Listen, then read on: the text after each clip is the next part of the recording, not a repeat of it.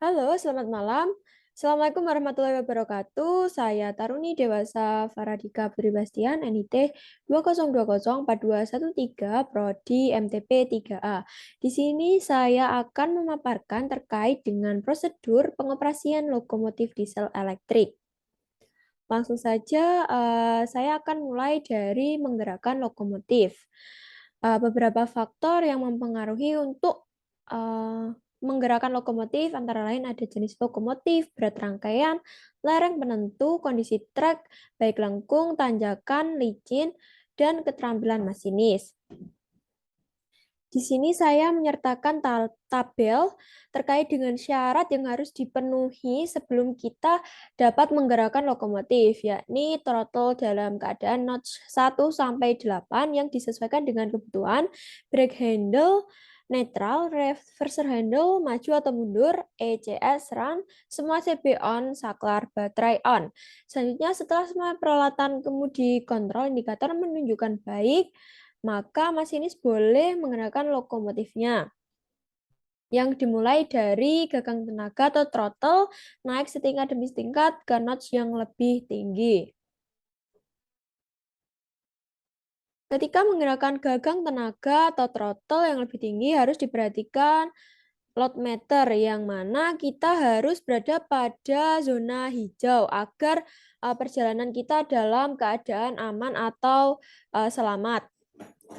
Yang mana pada load meter ini terdapat 3 aspek, yakni hijau, kuning, dan merah.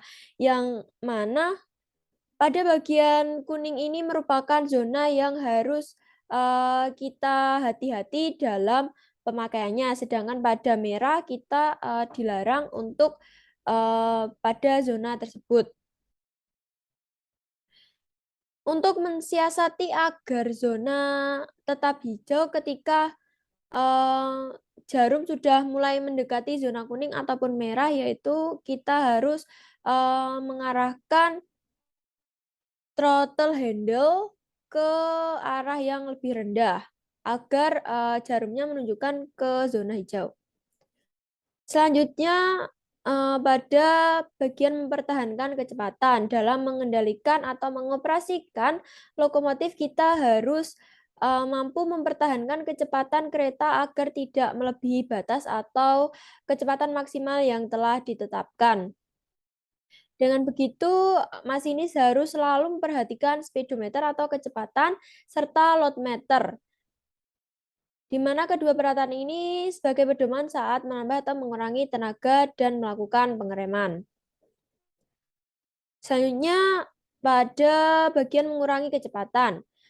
Mengurangi kecepatan terdapat dua cara, yakni mengurangi tenaga lokomotif ke posisi yang lebih rendah tanpa dipengaruhi pengereman, dan mengurangi tenaga lokomotif serta dengan pengereman. Selanjutnya ada transisi. Transisi yang dimaksud adalah berubahnya rangkaian hubungan antara traksi motor karena berubahnya kecepatan kereta api atau lokomotif. Dengan tujuan agar arus yang masuk ke traksi motor selalu dalam batas yang ditentukan walaupun putaran traksi motor selalu berubah sesuai dengan kecepatan kereta api. Pengaturan arus diberikan oleh speed shifting generator yang terletak pada roda loko nomor 3. Bila roda loko mencapai putaran tertentu, maka SG akan menghasilkan arus listrik yang selanjutnya dialirkan ke TCRP, dan TCRP mengatur rangkaian hubungan traksi motor lewat kontaktor-kontaktor. Di sini saya melampirkan beberapa hubungan kecepatan dan putaran Excel. Seperti seri paralel yang mana kecepatan 0 sampai 25 km per jam dan putaran Excel 0 sampai 160 rpm. Dan seterusnya. Lanjut pada bagian pengaturan pengereman. Atau yang pertama, kita langsung pada pengaturan rem dinamik. Di sini syarat sebelum mengoperasikan dynamic brake harus throttle handle netral, dynamic brake B besar ke B kecil, reverser handle maju atau mundur, ECS run, CB on, BMS on, saklar din brake on, TM all in atau lengkap. Lanjut, dengan adanya hubungan serta handle-handle ini harus dioperasikan dengan benar dan sesuai dengan ketentuan. Pada waktu akan melepas dynamic brake dan menggunakan tenaga adalah sebagai berikut, yakni gerakan gagang dynamic brake ke posisi netral, tunggu waktu sekitar 6 detik untuk memberi kesempatan pada power rangkaian agar menegang kembali di mana agar tidak terjadi sentakan atau hentakan pada rangkaian kereta api waktu lokomotif diberi tenaga lagi. Oke, lanjut. Apabila dynamic brake dikerjakan, maka automatic brake pada loko tidak berfungsi. Udara akan menuju ke valve J1 yang mengatur udara menuju silinder rem secara otomatis dibocorkan. Bila sedang berlangsung dynamic brake dikerjakan, masinis mengerjakan emergency brake. Maka secara otomatis dynamic brake akan terlepas karena arus yang menuju dynamic brake terputus. Saat dynamic brake dikerjakan, putaran MD akan naik seperti not 7 karena bila dynamic brake dikerjakan, maka solenoid B dan C akan bekerja.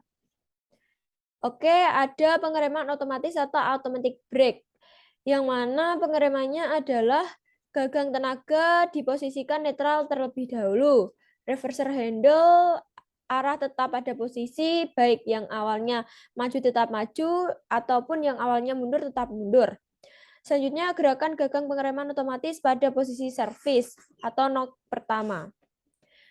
Pada posisi ini tahan beberapa saat dan tekanan udara pengereman brake pad akan turun 5-6 PSI.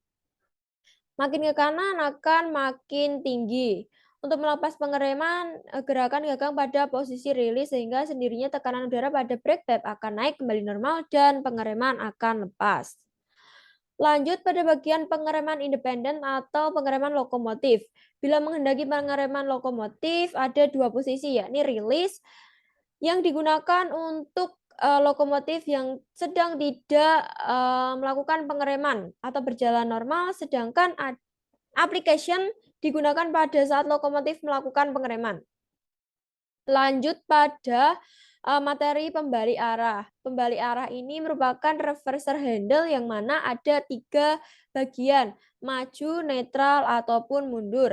Untuk pembalik arah atau reverser handle ini terinterlocking dengan dynamic brake dan throttle. Yang mana jika salah satunya dioperasikan tidak sesuai dengan ketentuan, maka handle yang berkaitan tidak akan bisa dioperasikan. Lanjut pada pengaturan rem udara tekan. Sebelum menggunakan, pastikan gagang tenaga posisi netral, gagang membalik arah atau reverser handle tetap pada posisi, gagang pengereman otomatis pada posisi servis. Tahan beberapa saat dan tekanan udara pengereman akan turun sampai 5 hingga 6 PSI. Untuk melepas pengereman ini, gerakan gagang pada rilis sehingga dengan sendirinya tekanan udara pada brake pad akan naik kembali normal dan pengereman akan lepas. Selanjutnya ada pengereman independen atau pengereman lokomotif. Bila menghendaki pengereman lokomotif saja, yang digunakan adalah pengereman independen. Terhadap dua bagian juga seperti otomatis tadi ada rilis atau saat lokomotif tidak melakukan pengereman dan aplikasi atau application yang digunakan saat lokomotif melakukan pengereman. Oke, lanjut pada bagian teknik dinasan lokomotif DE. Dalam operasional ada macam-macam dinasan, antara lain kereta api dengan lokomotif tunggal, KA dengan lokomotif ganda, pelayanan individu, multiple unit, 2 lokomotif dilayani 1 orang, masinis, lokomotif ganda dua-duanya di depan, lokomotif ganda 1 di depan, 1 di belakang, dan yang ketiga ada kereta api dengan lokomotif pendorong. Lanjut pengoperasian lokomotif tunggal, yakni kita arahkan dulu throttle handle-nya ini 1-8 sesuai dengan kebutuhan. Reverser handle-nya maju atau mundur sesuai dengan kebutuhan. Dynamic brake netral, brake handle release, cut out in the brake handle release, EC run, saklar on, CP on, deadman dikerjakan atau injak lepas. Ya, ini adalah cuplikan atau gambar dari gagang kemudi atau pengendali serta brake valve. Yang gagang pengendali ini ada 3 bagian, yakni dynamic brake, ada throttle, ada reverser handle. Oke lanjut, ada prosedur pengoperasian loko ganda. Penyebab dioperasikannya loko ganda adalah yang pertama, loko ganda yang sudah ada dan terjadwal karena rangkaian yang panjang yang melebihi kapasitas tarik dari satu lokomotif.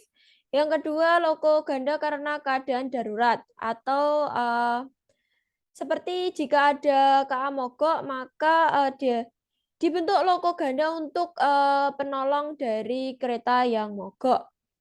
Selanjutnya ada teknik pelayanan lokomotif ganda, ada pelayanan individu dan pelayanan sistem multi-unit.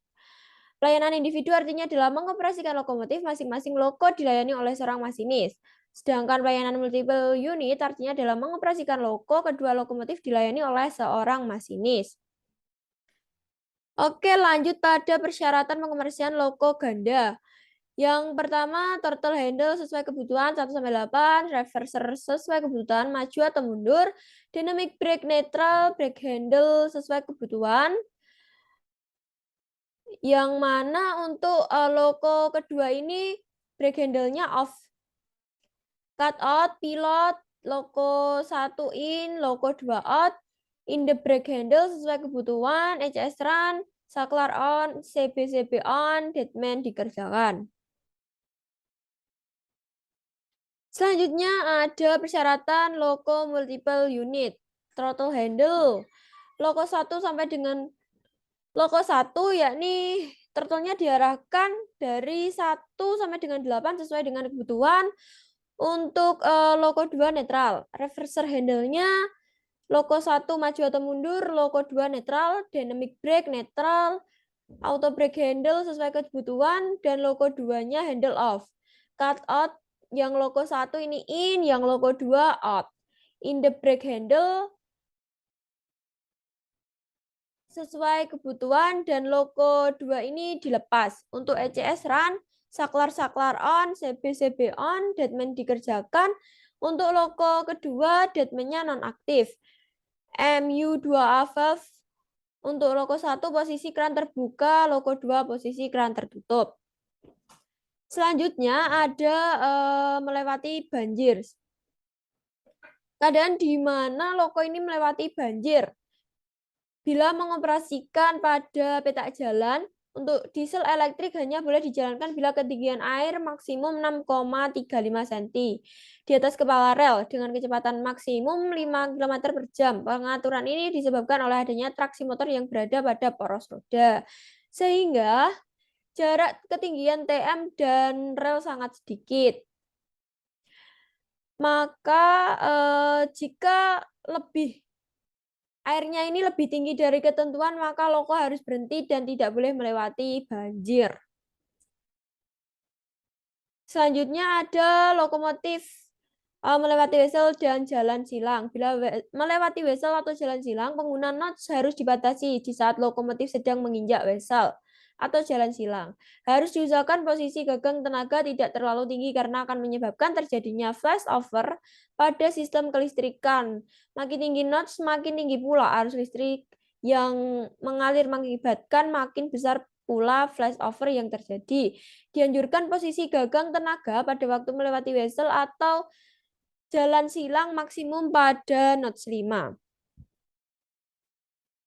Saya kira pada materi lokomotif melewati wesel dan jalan silang ini merupakan bagian akhir dari paparan yang telah saya lakukan. Di sini saya akan mengakhiri paparan. Bila ada kurangnya saya mohon maaf dan wassalamualaikum warahmatullahi wabarakatuh. Selamat malam dan terima kasih.